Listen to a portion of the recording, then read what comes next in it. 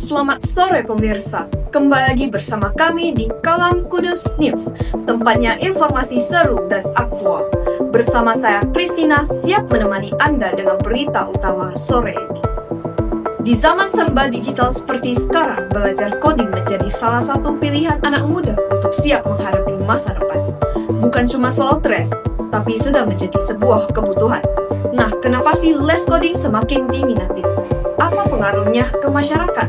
Yuk kita simak liputannya.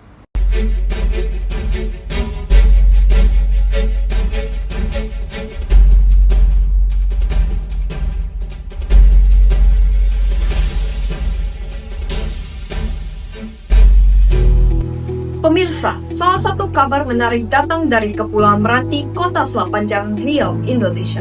Baru-baru ini telah hadir sebuah tempat belajar coding bernama Codecraft. Lokasinya ini berada di Jalan Kartini, tepat di pusat kota, sehingga mudah dijangkau oleh pelajar maupun masyarakat umum. Kehadiran Codecraft ini langsung mencuri perhatian karena menawarkan sejumlah program belajar yang ramah bagi pemula, sekaligus menantang untuk mereka yang ingin mendalami dunia pemrograman lebih serius. Untuk lebih jelasnya, saat ini kami telah tergabung dengan rekan kami Bella Enzalika yang berada di lokasi. Kepada Bella dipersilakan. Ya, Bella, apakah sudah terhubung? Ya, Rekan kami Bella yang saat ini berada di salah satu tempat kursus coding yang sedang ramai peminat, yaitu Codecraft. Bella, bisa diceritakan bagaimana suasana di sana dan apa yang membuat tempat ini jadi tujuan belajar anak muda di era digital ini? ya pemirsa, saya sekarang berada di tempat lokasi yaitu Codecraft. Pertama-tama tempatnya merupakan gedung 3 lantai yang di mana kami datang itu terkesan simpel. Apakah sama dengan ada yang di dalam? Ayo kita simak dulu.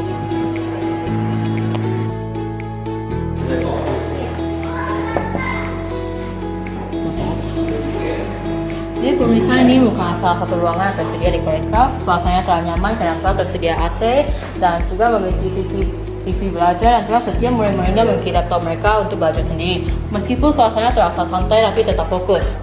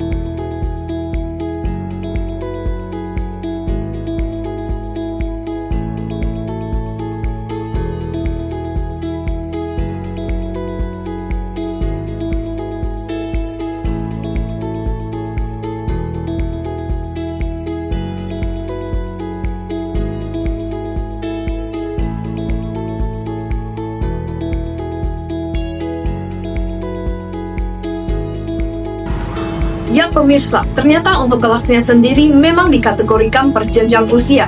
Jadi ini tentunya dapat mempermudah anak-anak dalam belajar coding sesuai dengan kapasitas mereka. Misalnya, ada kelas khusus untuk anak SD yang dikemas dengan permainan interaktif. Untuk itu, bagi mereka yang masih kecil bisa mulai belajar coding sejak dini. Nah, menarik juga ya Bella.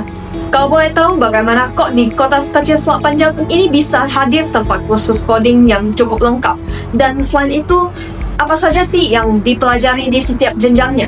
Baik Krisna, pertanyaan yang bagus. Namun untuk menjawab pertanyaan ini, kami akan mengoper kepada perwawancaraan investigasi yang telah menelusuri lebih lanjut tentang perkembangan Codecraft ini.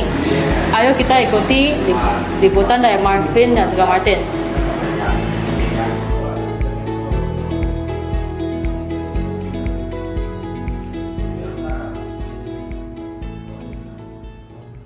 Sore Pak, saya Marvin selaku pewawancara investigasi dan Bapak namanya siapa? Fadil. Oke, baik Pak. Ada beberapa hal yang mau saya tanyakan nih ke Bapak selaku tenaga pendidik di sini. Yang mau saya tanya itu apakah coding itu dan itu sepenting itu sekarang dan bisa menjadi modal di masa yang akan datang. Oke, sebenarnya kalau kita ngomong coding, nah itu bukan masalahnya untuk jadi programmer atau bukan. Nah, tapi lebih ke penyelesaian masalah. Nah, kenapa ini penting? Karena kita lihat ya, misalnya kita belajar matematika di sekolah. Nah, apakah matematika itu dipakai sampai kita lulus sekolah? Atau ketika kita masih istilahnya masih kuliah? Nah, apakah ilmu yang kita pelajari di matematika itu kita bawa semua? Rumusnya apakah kita masih bisa ingat? Tidak kan? Nah, tapi itu lebih ke penyelesaian masalah. Matematika itu kan banyak cara. Rumus itu oke, bisa kita pakai. Tapi apakah untuk soal ini kita hanya perlu selesaikan pakai rumus tertentu saja? Kan nggak mungkin. Setiap orang kan beda-beda. Nah, begitu juga contohnya kalau kita belajar coding. Nah, itu kalau misalnya kita ketemu masalah suatu hari pas kita kerja. Nah, itu lebih ke efisiensi gitu. Contohnya kan di dalam coding itu kita ada belajar yang namanya berpikir komputasional. Nah, kita akan memecahkan masalah besar jadi kecil-kecil, nanti kita akan seleksi. Nah, itu nanti kita dapat solusinya seperti apa. Nah, itu lebih cepat daripada kita harus mikir lama sekali gitu. Nah, gitu. Jadi ya, coding itu bukan untuk programmer sebenarnya, tapi itu lebih ke penyelesaian masalah dan pemikiran kritis gitu. Oke, terima kasih Pak atas jawabannya. Oke Pak, saya ingin nanya Pak. Pertama kok bisa sih Bapak kepikiran sih mau untuk mau buka les coding di kota sekecil ini kayak di Selapanjang? Emangnya ada targetnya ya Pak? Oke, jadi ini ada dua alasan. Yang pertama, ya alasannya adalah finance. Jadi ya memang keluarga kan anak saya kan udah 3. Nah, jadi kalau misalnya andalkan dari gaji yang itu nggak bisa, nggak sanggup. Nah, jadi kan bebannya semakin besar kan. Jadi kebetulan di sini ada kesempatan pas Mas Wapres kita Gibran itu mereka merencanakan bahwa nanti di SD sampai SMP itu akan belajar coding. Nah, jadi saya ambil kesempatan ini, saya tutup bola. Jadi saya harus ya pegang baik-baik lah kesempatan ini. Jadi saya buka. Nah, sebenarnya sih tujuannya bukan cuma dari sisi finance saja. Itu satu lagi, yaitu kalau misalnya kita pikirkan kalau misalnya sekolah-sekolah itu diajarkan coding dari SD sampai SMP. Sementara kita lihat kalau di Selapanjang itu kan cuma di sekolah kita aja. Oke. Nah, di sekolah lain kan nggak ada. Nah, jadi ya saya sebenarnya sih juga untuk kontribusi ke masyarakat juga. Jadi saya buka kelas untuk umum. Nah, biar anak-anak dari sekolah lain juga bisa ikut. Nah, jadi kan ini untuk masyarakat juga sebenarnya. Nah, memang kita ada rencana juga sih mau buka kelas untuk guru. Nah, karena kita tahu guru-guru di sini kan pada belum pernah belajar yang namanya coding. Nah, sementara di kurikulum itu kan sudah harus ada. Nah, jadi mau nggak mau ya kita jemput bola gitu. Nah, ya itu rencananya. Oke. Oh, berarti sepenting itu ya Pak, ternyata belajar coding. Terus Bapak sekarang saya juga akan mau tanya agak melenceng ya pertanyaannya Bapak. Untuk yang mengambil kelas persiapan kuliah atau yang remaja ini yang kurang lebih sudah mulai jargon, ini fokus mereka dapat kemana saja? Maksudnya itu entah itu jurusannya atau bahkan prospek kerjanya di masa depan. Dan apakah mereka itu sudah mulai merancang? Oke, jadi untuk anak SMA yang untuk persiapan kuliah, nah itu kan mereka sudah tahu nanti pas di kuliah itu ambil jurusan apa. Nah, jadi memang kalau untuk kelas persiapan kuliah itu memang full untuk bahasa program. Itu lebih ke arah pemrograman gitu. Nah, jadi sebenarnya kan kita udah tahu kalau misalnya di SMA-nya itu nggak pernah ada basic. Nah, mau nggak mau mereka harus ada persiapan. Sementara kan kita juga tahu kan anak-anak ini pas waktu mereka masih kelas 10, kelas 11, nah mereka itu masih bimbang mau pilih yang mana. Pas udah di akhir kelas 11, nah mereka itu sudah harus pilih jurusan mana kan, sudah banyak penawaran dari kampus, jurusan apa gitu. Nah, mereka memilih itu sementara mereka nggak ada basic, mau nggak mau mereka harus belajar gitu. Oh gitu Pak. Dan sorry, ini ada lagi Pak pertanyaan terakhir. Kan selama ini kita tahu sekali banyak manfaat dari belajar coding, tapi ada nggak sih sisi negatifnya dari belajar coding? Contohnya kalau ada anak-anak yang menyalahgunakan, dan bagaimana tanggapannya? Oke, nah jadi setiap hal itu pasti ada sisi negatif dan positif. Nah, kita lihat nih, kalau belajar coding itu lebih banyak ke positifnya. Kenapa? Itu semua tergantung pada etika masing-masing. Contohnya kita ngomong hacker aja ya. Nah, hacker itu kan ada hacker yang putih, ada hacker yang hitam. Nah, hacker yang putih itu untuk apa? Itu adalah untuk mengetes sebuah sistem perusahaan. Apakah ini gampang dihack atau enggak? Tapi kalau yang hacker hitam itu nggak mau tahu. Dia taunya cuma serang, curi data, berdata gitu. Nah, itu masing-masing etikanya beda-beda. Nah, kalau kita ngomong belajar coding, nah itu kan bisa buat berbagai macam aplikasi, software atau gimana sistem. Nah, itu kembali ke orangnya. Apakah dia niatnya jahat atau baik gitu. Nah, jadi ini lebih fokus ke etika. Nah, etika itu kalau di dalam dunia perkuliahan itu nanti akan diajarkan gitu. Nah, tapi kalau kita lihat di media sosial, memang ada yang sengaja membuat tutorial untuk jahil gitu kan, jadi orang. Nah, itu memang ada, tapi ya itu berapa persen gitu. Yang bisa kan belum tentu semua orang. Oke, nah jadi kalau yang memang dari awal mereka punya basic, nah mereka pasti bisa gitu. Cuman ya niatnya itu kembali ke orang masing-masing. Sekian pertanyaan Bapak, terima kasih Bapak. Oke. Selamat sore Bang.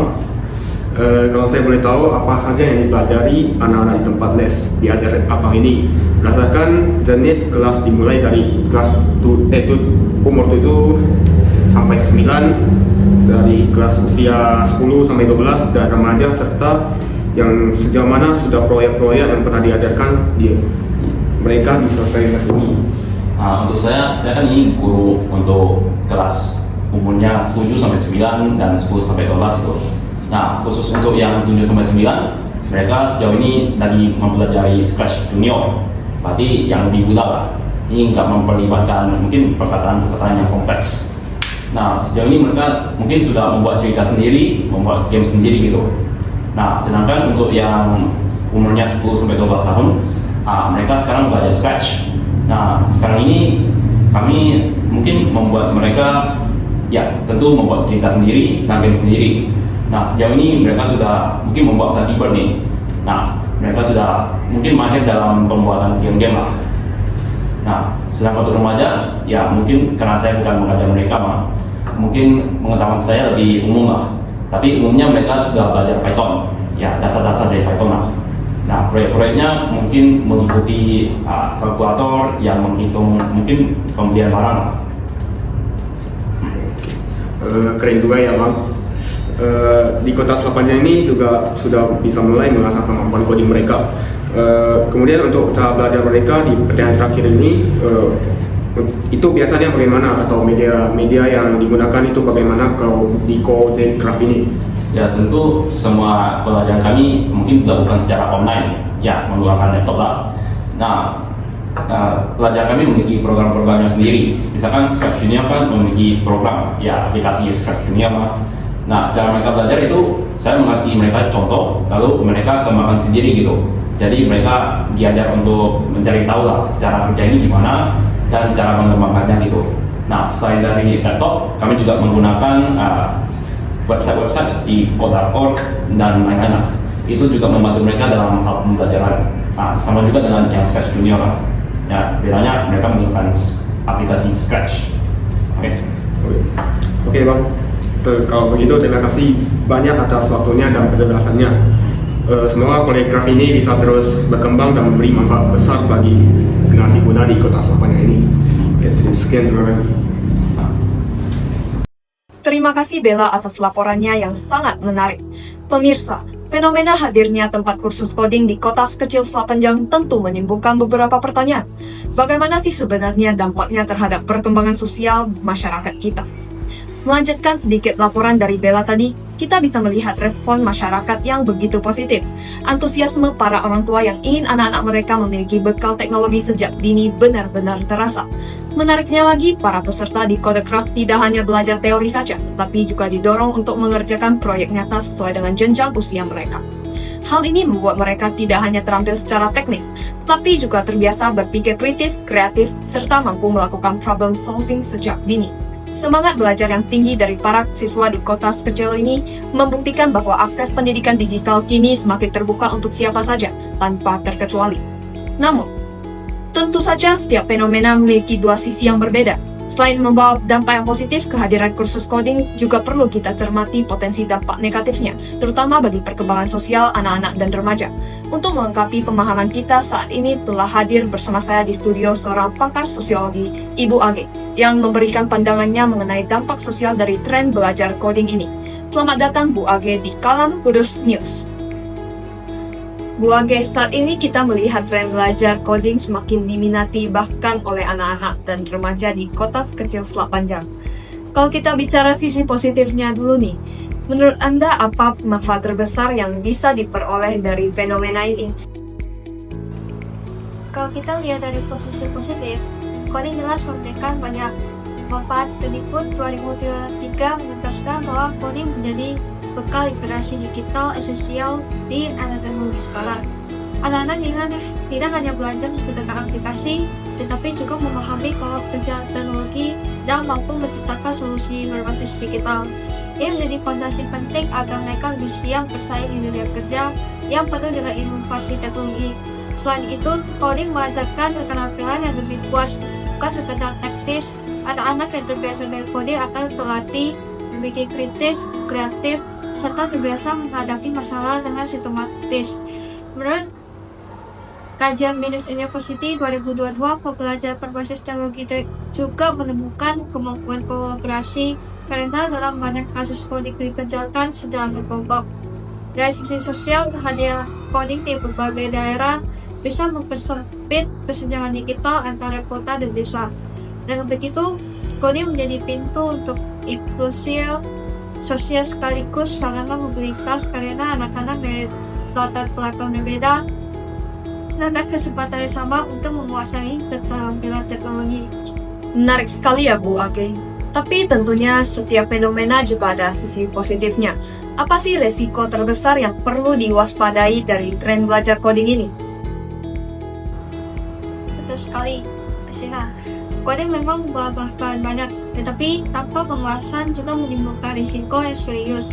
Menurut Kemdikbud 2023, coding yang diajarkan tanpa pendampingan etika digital yang memadai memberikan risiko penyalahgunaan keahlian untuk tidak etis, berhakik, berdata pribadi atau kejahatan cyber lainnya. Artinya, jika anak-anak dibekali keterampilan teknis tanpa pemahaman moral, maka potensi penyalahgunaan akan sangat besar. Dari profesi sosiologi, hal ini bisa melahirkan generasi yang cerdas secara digital namun miskin etika. Kita tahu di lapangan ada anak-anak yang mungkin sekedar iseng meretas akun media sosial temannya, tetapi dalam jangka panjang hal semacam ini bisa berkembang menjadi kejahatan cyber lebih berbahaya. Selain itu, saya juga ada menuruti bahwa penggunaan teknologi tanpa kontrol tanpa menurunkan kemampuan berpikir kritis, karena anak cenderung mengenalkan sistem otomatis tanpa melatih logika mandiri maupun interaksi sosial nyata. Jadi di sini letak tantangan besar kita. Yang membuat coding tetap menjadi sarana pemberdayaan, bukan ancaman sosial. Baik, kalau begitu bagaimana sih solusi terbaik agar coding tetap memberikan manfaat maksimal, tetapi sekaligus meminimalkan dampak negatif yang tadi Anda sebutkan itu? Solusi terbaik adalah memastikan coding tidak hanya diajarkan sebagai keterampilan teknis, tetapi juga sebagai bagian dari pendidikan karakter. Etika digital harus diintegrasi langsung dalam kurikulum coding sehingga anak-anak tidak hanya belajar membuat program, tapi juga mau memahami konsekuensi sosial dan teknologi yang mereka bangun. Digital Social Innovation 2022 menegaskan bahwa pendidikan etika sejak dini mampu mengarahkan generasi muda menggunakan keterampilan untuk kebaikan sosial. Selain itu, keluarga dan guru juga memegang peran yang penting. Orang tua harus ikut mendampingi membatasi durasi penggunaan perangkat dan mengingatkan anak tentang nilai sosial. Guru di sisi lain harus menekankan bahwa coding bukan sekadar alat untuk menciptakan aplikasi, tetapi juga tanggung jawab moral. Pemerintah pun tidak boleh abai. Menurut Kemendikbud 2023, pemberantasan akses coding sangat penting agar seluruh anak di Indonesia, baik di kota besar maupun di area kecil, memiliki kesempatan yang sama untuk belajar dengan cara ini. Coding menurut bisa menjadi jembatan berkreasi yang tidak hanya cerdas secara teknologi, tetapi juga beretika, inklusif, tanpa siap menghadapi tantangan global. Terima kasih banyak Bu Age atas pandangannya yang sangat komprehensif. Pemirsa, dari penjelasan tadi kita bisa melihat bahwa coding adalah fenomena sosial yang membawa banyak peluang sekaligus tantangan. Di satu sisi, coding bisa memperkuat literasi digital, membuka kesempatan kerja, dan mempersempit kesenjangan teknologi. Namun, di sisi lain, tanpa etika dan pendampingan yang memadai, coding juga berpotensi disalahgunakan untuk tindakan yang negatif. Maka yang paling penting adalah keseimbangan, mengintegrasikan teknologi dengan etika, melibatkan keluarga dan sekolah dalam pendampingan, serta memastikan pemerintah menghadirkan akses yang merata. Dengan begitu, coding benar-benar bisa menjadi bekal emas bagi generasi masa depan, bukan sekedar keterampilan teknis, tetapi juga sarana membangun masyarakat yang lebih adil dan berkarakter. Saya Kristina pamit undur diri, sampai jumpa di Kaum Modus News berikutnya.